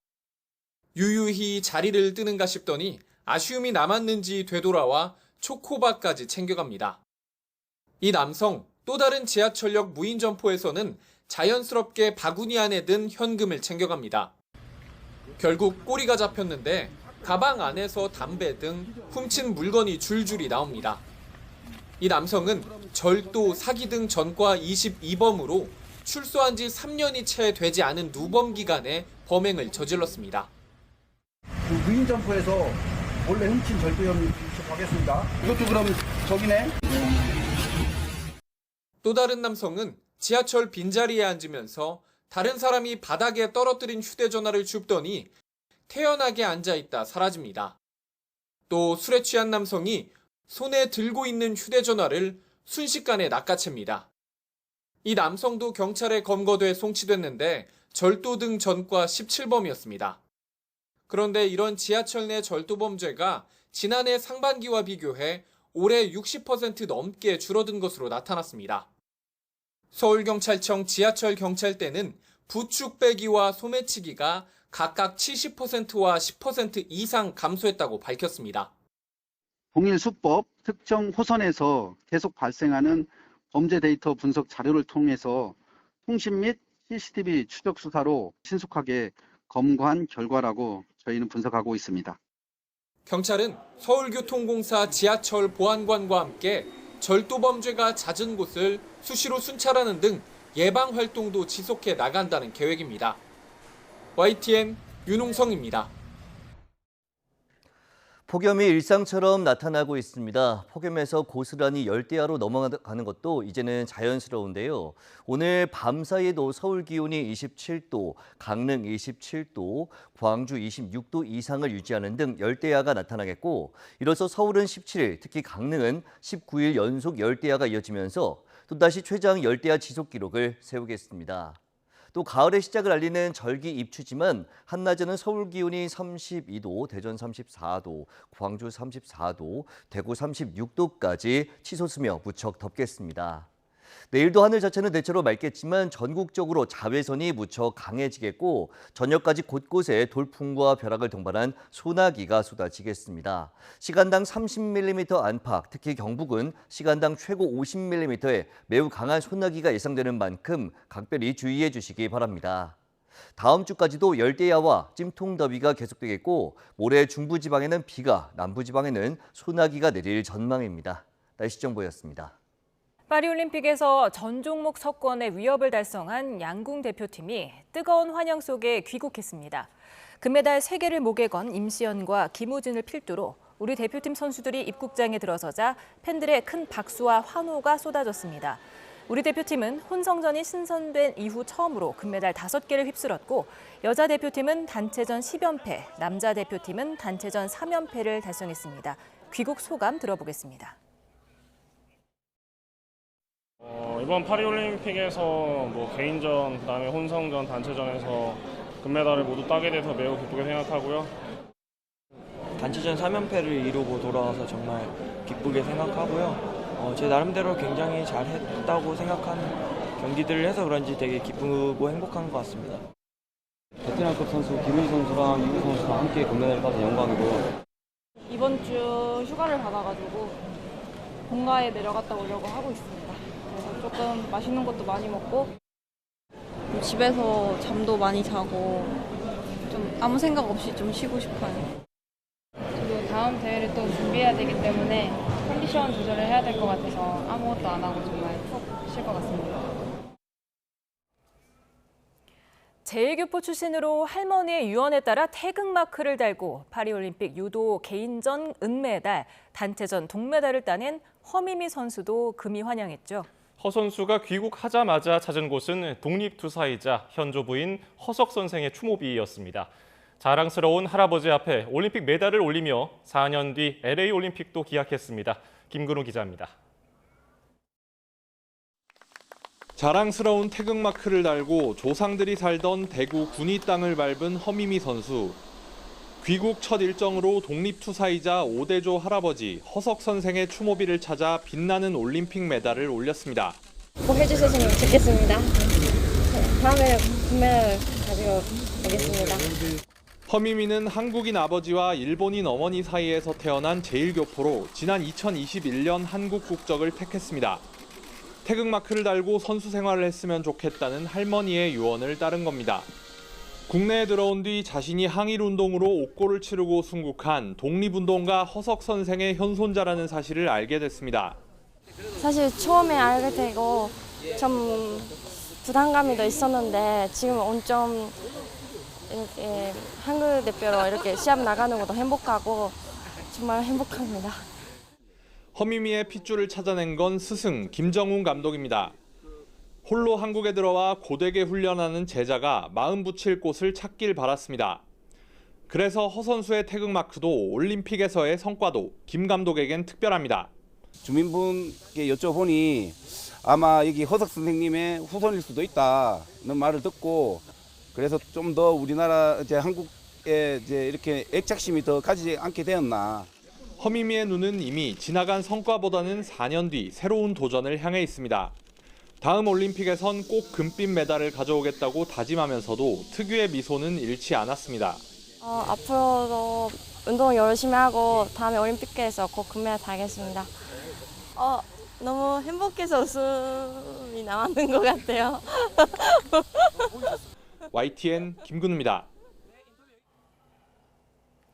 성공적인 올림픽을 치르기 위해 경기장 바깥에서 뛰는 사람들이 많습니다. 전 세계 44개 나라에서 파견된 경찰도 그 가운데 하나입니다. 우리나라 경찰도 파리에 파견돼서 현지 관광객들의 안전을 위해 땀 흘리고 있습니다. 조수현 기자입니다. 전 세계 관광객으로 붐비는 파리 몽마르트르 언덕. 수많은 인파 사이로 대한민국 경찰복이 눈에 띕니다. 우리 경찰관들이 프랑스, 스페인 경찰관들과 합동 순찰을 하는 모습입니다. 파리올림픽을 위해 44개국에서 경찰을 파견해 현지 안전지원단을 꾸렸는데 한국 경찰관 30여 명도 활약하고 있습니다. 한국 경찰분들도 계시고 순찰도 돌고 하시는 거 보니까 치안도 좀 잡혀 있는 것 같고 여행지 구경하는데 안심하면서 이제 돌아다닐 수 있을 것 같습니다. 안전지원단은 여행객들이 많이 찾는 지역을 순찰하면서 노점상 단속과 불심 검문 등을 하며 범죄 예방 활동에 주력하고 있습니다. 또 유실물 피해, 소매치기로 인한 도난 상황 대응도 지원하고 있습니다. 실제로 한국인 관광객이 카메라를 도난당해 경찰서를 방문한 일도 있었습니다. 도난 피해에 대한 수사 절차를 진행을 도와준 일이 있습니다. 그게 좀 기억에 많이 남습니다. 안전지원단으로 활동하면 장시간 무더위 속에 근무해야 하는 것은 물론 우리 선수들의 경기도 거의 볼 수 없는 상황. 하지만 관중이기도 한 관광객들의 응원을 받으며 거리에서 안전한 파리를 만들어가고 있다는 데 보람을 느낍니다. 이곳을 찾은 우리 국민 여러분들께서도 안전한 우리 국민이라는 자부심을 느낄 수 있도록 우리 안전지원단도 함께하겠습니다. 대한민국 화이팅! YTN 조수연입니다. 연일 밤에도 푹푹 찌는 열대야가 나타나면서 제대로 잠 못 드는 분들 계실 텐데요. 도심 속에서 더위를 잠시나마 식힐 수 있는 곳에 YTN 이슈 리포터가 나가 있습니다. 이민재 리포터. 네, 여의도 한강공원에 나와 있습니다. 네, 더위를 피해서 저녁에도 수영장을 찾는 시민들이 많다면서요. 네, 그렇습니다. 요즘 가만히 있어도 땀이 줄줄 흐르는 무더운 날씨가 이어지고 있는데요. 저는 지금 도심 속 수영장 매표소 앞에 나와 있습니다. 지금 제 뒤로 보시는 것처럼 이렇게 야간 수영을 즐기려는 시민들의 발걸음으로 끊임없이 이어지는 모습 확인하실 수 있습니다. 한낮 뜨겁게 도심을 달군 해가 지고 지금은 오색찬란한 빛으로 스며들고 있습니다. 평일 저녁인데도 불구하고 수영장에는 더위를 피하려는 시민들로 북적이고 있는데요. 물놀이에 풍덩 빠지고 싶은 아이들은 졸린 기색 없이 신나게 수영을 즐길 생각에 기대감에 붙은 모습이고요. 열심히 업무를 마치고 이곳을 찾은 어른들은 동심으로 돌아간 듯 서울의 밤을 만끽할 만발의 준비를 하고 있습니다. 제가 이곳에 와보니까 야간 개장 전에 주간 수영을 즐기는 시민들도 정말 많았는데요.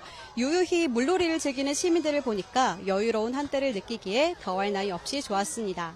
제가 이곳에 와보니까 굳이 수영을 하지 않아도 저마다 피서를 즐기는 유형들이 참 다양했는데요. 수영장 곳곳에 마련된 선베드에 누워서 시원한 음료를 마시며 친구들과 밀린 담소를 나누기도 하고요. 신나는 물놀이에 허기진 시민들은 돗자리 위에서 맛있는 음식을 먹기도 했습니다. 또 멀리 가지 않아도 여름을 만끽할 수 있는 덕분에 수영장 곳곳은 사진 명소로도 안성맞춤입니다. 이렇게 물놀이를 하면서 무더위를 피하는 것도 좋지만 가장 중요한 안전을 빼놓을 수 없겠죠. 안전을 위해서 물에 들어가기 전에는 준비 운동을 꼭 해주시고요. 수영장 내 음주와 흡연이 불가하다는 점 참고하셔야겠습니다. 또 불볕 더위에 온열 질환 위험도 큰 만큼 수분 섭취 잘 해주시기 바랍니다. 요즘 밤낮을 가리지 않는 더위에 지치신 분들 많으실 텐데요. 물놀이와 함께 즐거운 여름 보내보는 것도 좋을 것 같습니다. 지금까지 여의도 한강공원에서 YTN 이민재입니다. 가을로 들어선다는 입추가 코앞인데도 푹푹 찌는 날씨가 이어지면서 시장에서 장을 보거나 산책을 하는 건 어려웠는데요. 시민들의 폭염나기를 돕기 위한 다양한 방법이 등장했습니다. 그 뜨거운 현장에 이현정 기자가 다녀왔습니다. 서울 도심 재래시장.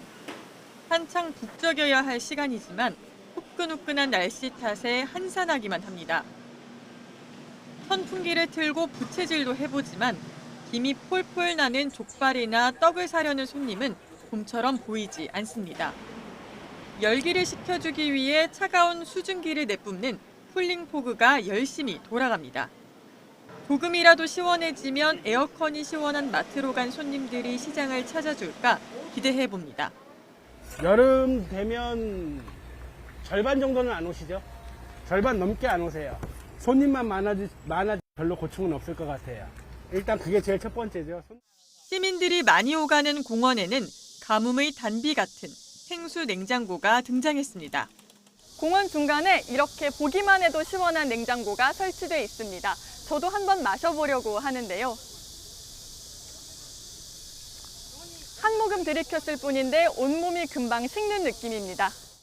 찌는 듯한 더위에 냉장고를 찾는 손길은 계속 이어집니다. 오늘 너무 더웠는데요. 지나가다가 이렇게 물도 주시고 마셨더니 사막에 오아시스처럼 너무 좋았어요. 더 많이 생겼으면 좋겠어요. 뜨거운 햇살을 피할 비장의 무기, 양산. 도서관 한편에 양산 대여소가 마련됐습니다. 근데 아이가 있으면 확실히 양산이 있을 때 햇볕 막아주는 범위가 넓어져서 아주 좋아요. 양산 서비스는 봤거든요, 광고로. 그래서 직접 오늘 하는 건 처음이에요. 전국이 열돔에 갇힌 뜨거운 날씨. 새로운 아이디어들이 시민들의 폭염 나기를 도왔습니다. YTN 이현정입니다. 장마철 집중호우를 틈타 공공수역에 유해물질을 버린 사업장이 경기도 특별사법경찰단의 무더기로 적발됐습니다. 최명신 기자가 보도합니다. 폐플라스틱을 이용해 플라스틱 알갱이 형태의 펠릿을 만드는 공장입니다. 제조 과정에서 나오는 열을 식히기 위해 냉각 수조를 설치했습니다. 수질 오염이 큰 만큼 반드시 폐수 배출 시설로 신고해야 하지만 이를 어기고 영업하다가 적발됐습니다. 폐기물 수거 용기에 기름통이 가득 차 있습니다. 작업자가 수거 용기에 묻어 있는 부착물을 물로 씻어냅니다. 이거 다 흘러나가요. 요거 다 닦아야 되는 거죠? 튀김가루, 빵가루와 범벅이 돼 하수도가 누렇게 변했습니다. 이 물은 주변 농수로로 그대로 흘러들어갔습니다.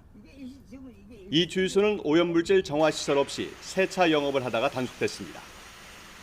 경기도 특별사법경찰단은 장마철 도내 주요 폐수 배출 사업장 380곳을 대상으로 단속을 벌여 물환경보조법 등 법규를 위반한 23곳을 적발했습니다. 주요 위반 사례는 폐기물 시설 미신고, 공공수역 유출 등이었고, 특히 유해 물질을 공공수역에 버리는 행위를 적발하였습니다. 경기도 특사경은 작업 부주의나 과실로 법을 위반하는 업체가 발생하지 않도록 예방 활동도 함께 벌이기로 했습니다. YTN 최명신입니다. 일본도로 이웃 주민을 살해한 30대 남성이 검찰에 넘겨졌습니다. 서울 서부경찰서는 오늘 살인 혐의를 받는 백모 씨를 구속 송치했습니다. 백 씨는 지난달 서울 은평구에 있는 아파트에서 같은 아파트에 사는 40대 남성에게 흉기를 휘둘러 살해한 혐의를 받습니다.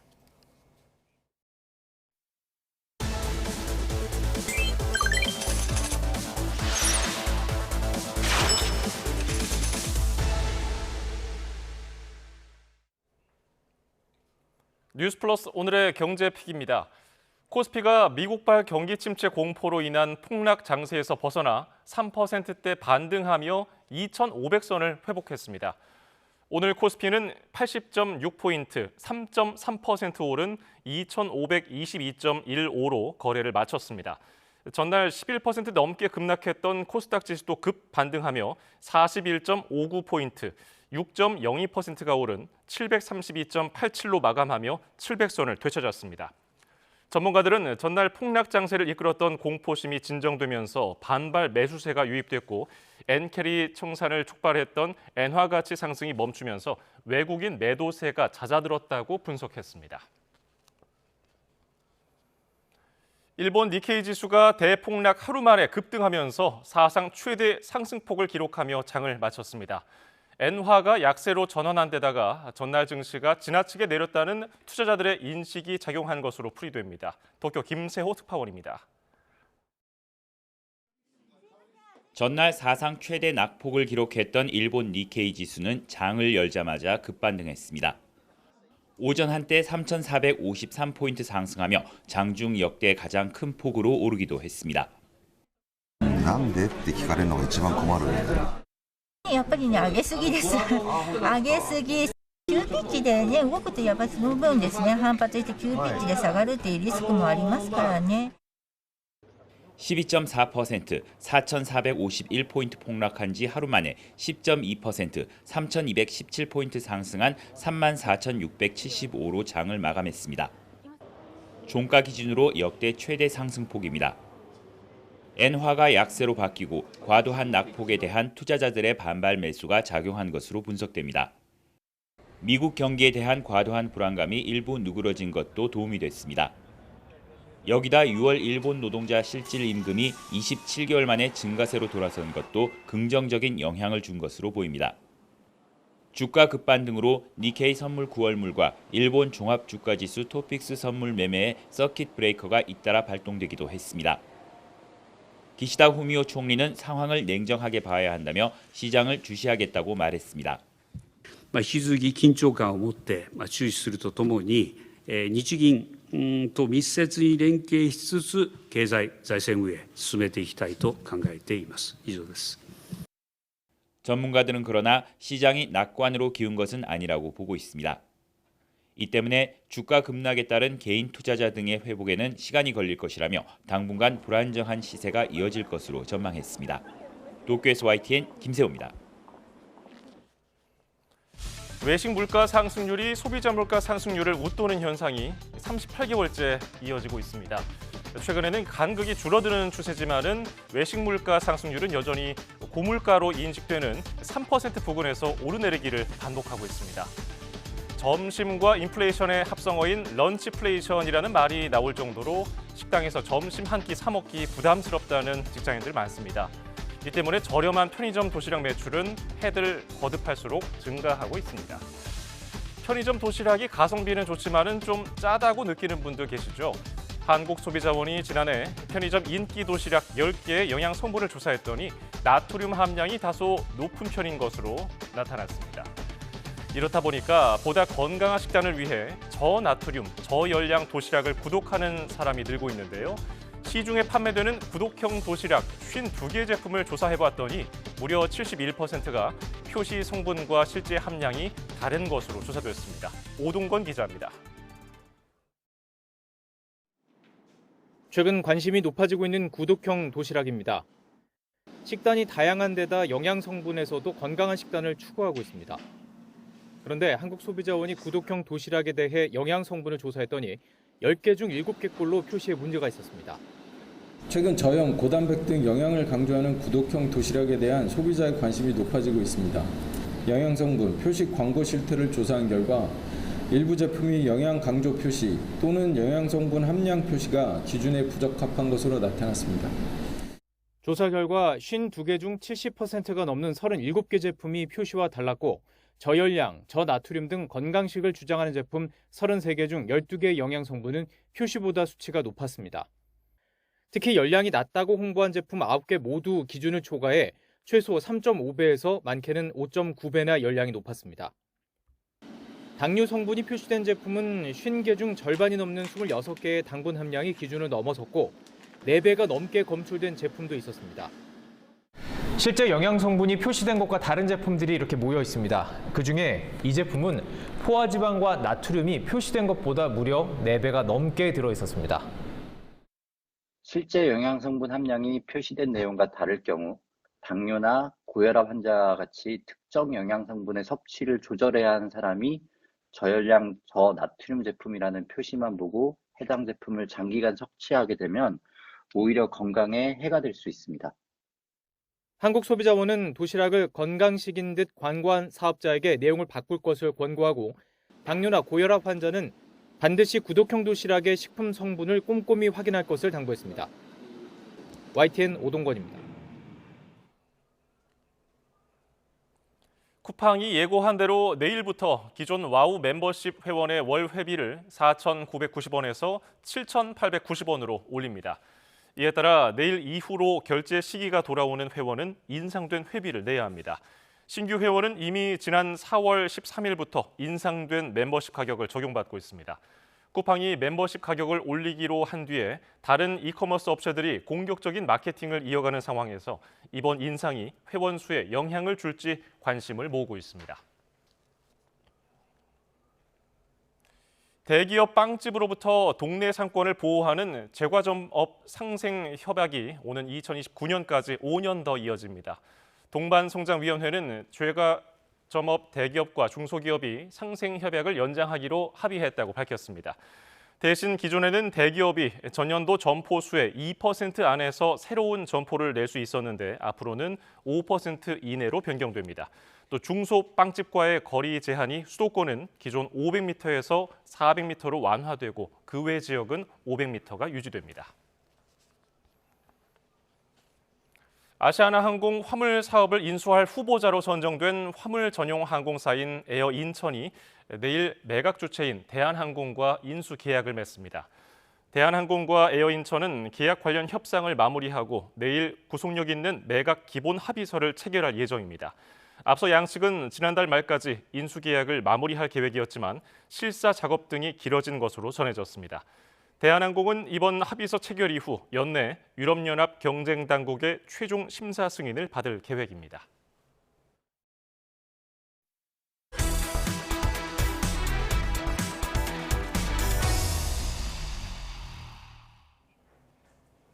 윤석열 대통령은 오늘 국무회의에서 의결한 방송사법에 대한 제2요구안을 조만간 제거할 예정입니다.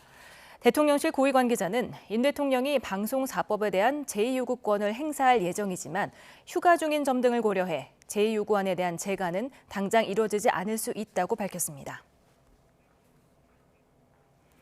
한덕수 국무총리는 방송사법과 함께 윤 대통령이 거부권을 시사한 노란봉투법과 전국민 25만 원 지원법에 대해 반헌법적 법안이라고 지적했습니다. 특히 노란봉투법을 겨냥해서는 윤 정부 들어 노동약자 보호와 함께 노동 현장에서의 법치주의를 확립하기 위해 굉장히 노력했다고 본다며 그런 좋은 현상과 관행을 뒤흔들어 보려는 시도는 절대 안 된다고 강조했습니다. 전국민 25만 원 지원법 역시 국회 입법으로 정부의 지급을 강요하기 때문에 정부의 행정권을 침해하고 헌법상 삼권분립 원칙에도 위반된다고 비판했습니다. 티몬과 위메프 미정산 사태 해결을 위해 여야가 제각각 대책을 내놨습니다. 정부와 여당은 이번 주 내에 일반 상품 환불 절차를 마치도록 지원하겠다며 이커머스 업체에 정산 기한을 도입하는 등 제도 개선책도 내놨습니다. 민주당은 별도 TF를 꾸려서 상임위 청문회를 추진하면서 피해자들과 만나 지원 방안을 논의했습니다. 박정현 기자입니다. 티몬 위메프 정산 지연 사태의 여파가 계속되자 국민의힘과 정부가 대책 마련을 위해 머리를 맞댔습니다. 당정은 우선 일반 상품의 경우 이번 주 내 환불 조치를 완료하겠다고 약속했습니다. 피해 기업에는 모두 5천억 원 규모의 자금을 지원하고 임금 체불이 발생할 경우 생계비 융자 지원 등도 함께 검토하기로 의견을 모았습니다. 아울러 재발 방지를 위해 전자상거래 업체 정산 기한을 단축하고 판매 대금을 별도로 관리하게 하는 등 관리 감독을 강화하겠다고 강조했습니다. 당은 사태의 시급성 등을 감안해서 정부에서 제도 개선 방향을 조속히 마련해 줄 것을 요청하였고 이에 정부는 제도 개선 방향을 포함한 종합대책을 마련하기로 하였습니다. 민주당은 당내 전담 조직을 설치하고 피해자들과 직접 만나 애로사항을 들었습니다. 특히 금융당국의 허술한 관리 감독과 안일한 대처가 참사를 불렀다고 질책하며 사태의 가장 큰 책임은 정부의 무능함에 있다고 비판했습니다. 사태 원인 규명을 위한 청문회를 열어 책임자를 문책하고 필요하다면 국정조사도 추진하겠다는 입장입니다.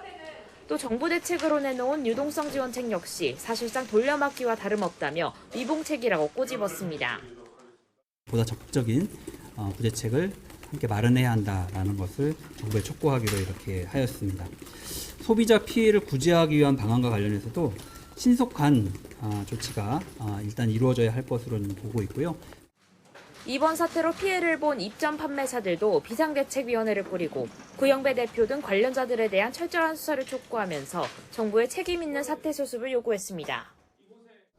여야가 부랴부랴 대책 마련에 나섰지만 당장 실효성 있는 대책이 나오긴 어려운 만큼 뒷북 대응이란 지적을 피하긴 어려워 보입니다.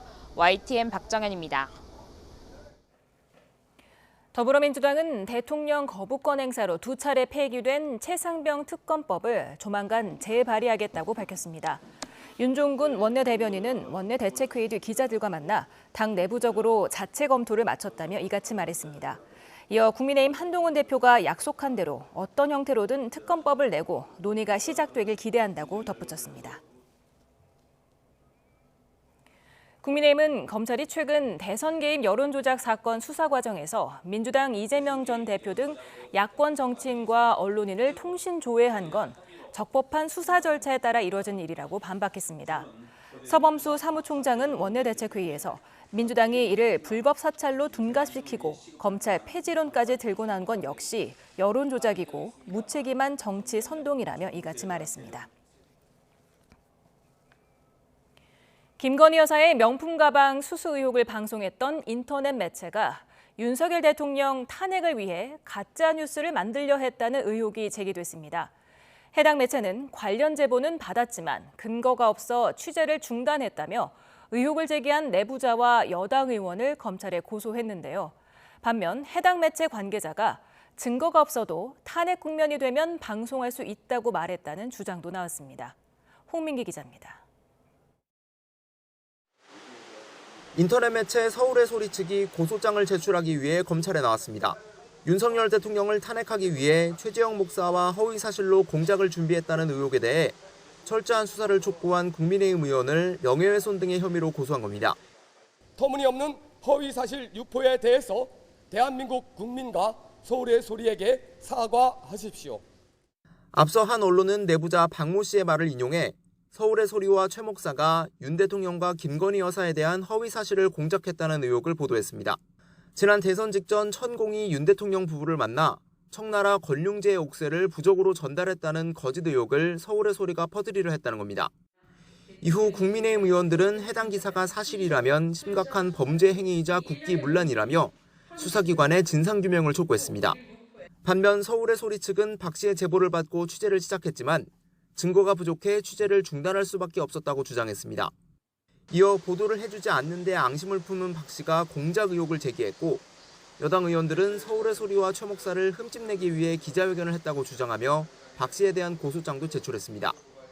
반면 박 씨 측은 서울의 소리와 최 목사가 옥새 의혹이 거짓임을 처음부터 알았으면서도 취재를 이어나갔고 자신의 신변보호 요청도 거듭 무시했다고 주장했습니다. 또 서울의 소리 측이 윤 대통령 탄핵 국면이 되면 증거가 부족해도 방송할 수 있다고 말했다며 증거가 없어 취재를 중단했다는 해명도 사실이 아니라고 말했습니다. 양측 주장이 엇갈리는 가운데 박 씨는 명품 가방 의혹 관련 최 목사의 스토킹 혐의를 수사하는 경찰에 참고인 신분으로 출석해 조사를 받을 예정인 것으로 알려졌습니다. YTN 홍민기입니다.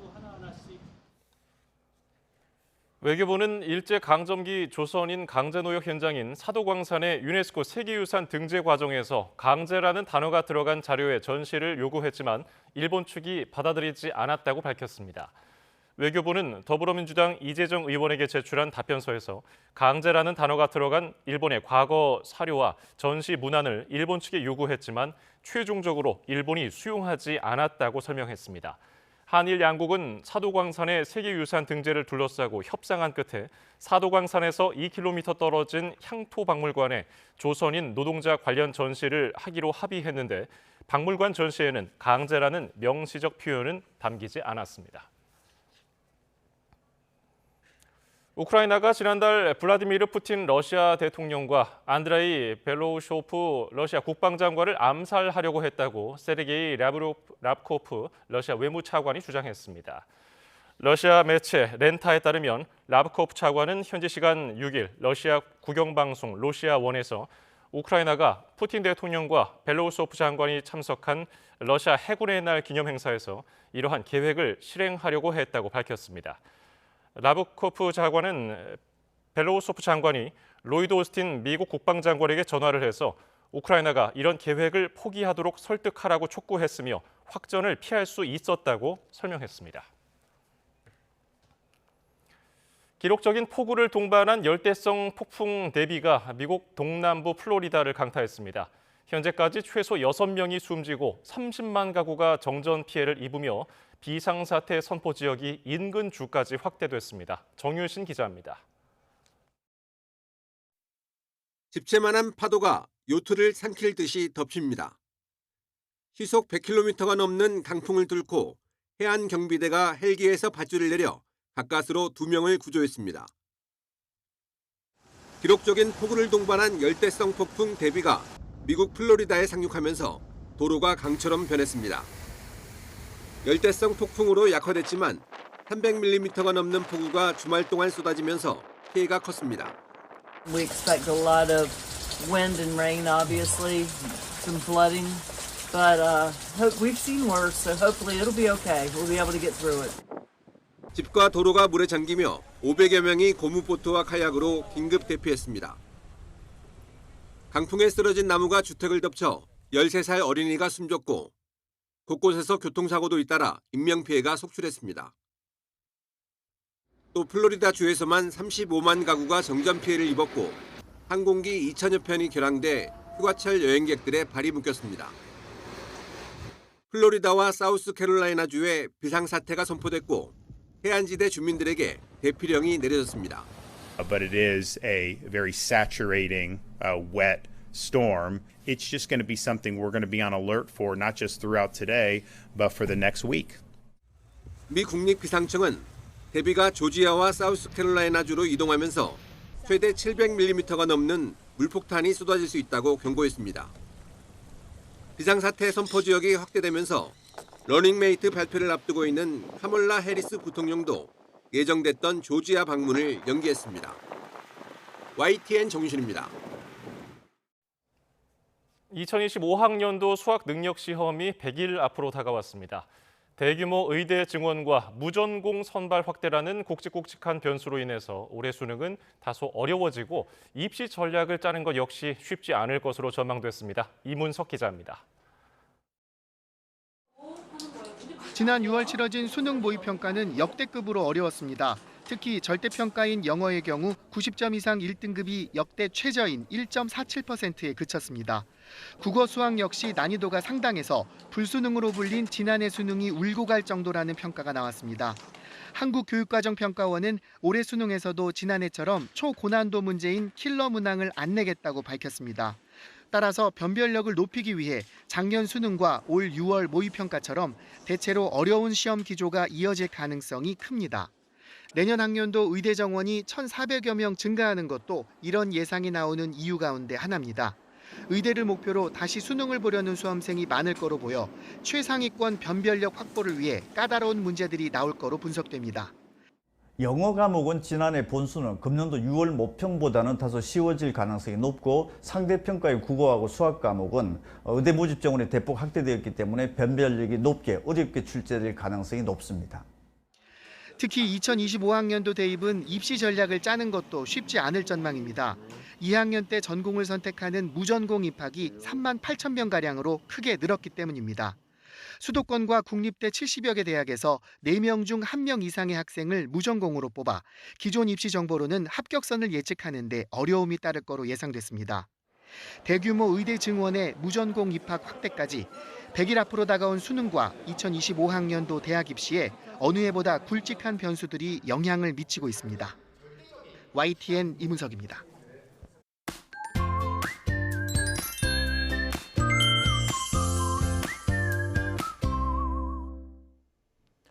와, 날씨가 정말 너무 덥습니다. 도대체 이 더위가 언제 끝나는 건지. 네, 맞습니다. 정말 시원한 바람을 맞아본 게 언젠지 기억도 안 나는데요. 이 놀라운 사실은 절기상으로는 바로 내일부터 가을이라고 합니다. 네, 맞습니다. 찐득한 더위에 조금 더 어울리지 않지만 내일이 바로 절기 입추입니다. 이 가을의 첫 번째 절기에도 더위의 기세는 꺾일 줄을 모르겠는데요. 우선 밤사이 서울 최저기온이 27도에 머물면서 17일째 열대야가 나타날 것으로 보이고요. 네, 낮에는 서울 기온이 32도, 대구는 36도까지 치솟겠습니다. 습도가 높기 때문에 체감 더위는 이보다 더 심하겠습니다. 또 낮 동안은 구름 사이로 햇볕이 강하게 내리쬐면서 자외선 지수도 높게 오르겠습니다. 네, 요즘 휴가철이라 많은 분들이 물놀이를 하실 텐데요. 이렇게 자외선이 강하면 짧은 시간에도 피부에 화상을 입을 수 있거든요. 네, 그렇죠. 만약 피부가 손상됐다면 찬물로 샤워를 하면서 피부에 남아있는 자극물질들을 씻어내는 게 좋고요. 다음 욕조에 녹차 티백 10개 정도를 넣고 몸을 담그면 통증을 가라앉힐 수 있기 때문에 가능하다면 하시는 것이 좋습니다. 네, 그리고 씻은 뒤에는 보습제를 발라주는 게 좋은데요. 특히 알로에베라 성분이 함유된 보습제를 바르면 더 빨리 진정 효과를 볼 수 있습니다. 마지막으로 씻은 뒤에는 헐렁하고 통기성이 좋은 옷을 착용해야 피부를 진정시키는 데 도움이 되겠습니다. 내일도 저녁까지 곳곳에 요란한 소나기가 내리겠습니다. 계곡에서는 물이 급격히 불어날 수 있는 만큼 하늘이 어두워지거나 천둥 소리가 들리면 바로 안전한 곳으로 대피해 주시기 바랍니다. 지금까지 날씨 캔버스의 김수연, 고은재였습니다. 오늘 저희가 준비한 뉴스 플러스는 여기까지입니다. 잠시 뒤에는 뉴스퀘어 저녁 8시 뉴스가 방송됩니다. 고맙습니다.